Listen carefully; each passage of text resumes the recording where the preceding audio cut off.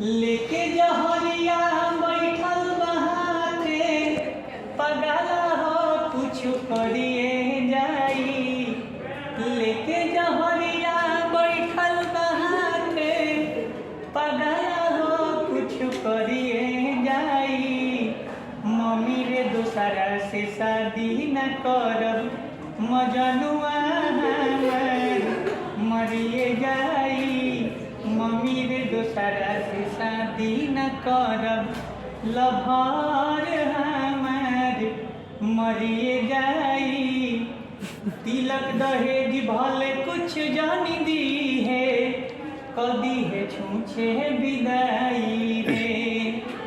बानी कसम खैले दोसरा के घरे डोली हमार नहीं जाई रे। तिलक दहेज भले कुछ जान दी है कदी है छूछे विदाई रे। बानी कसम खैले दोसरा के घरे डोली हमार नहीं जाई रे।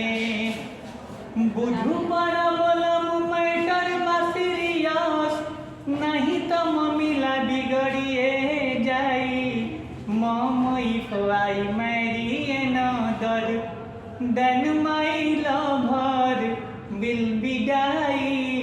मम्मी रे दोसरा से शादी न करब प्यार हमार मरिए जाई।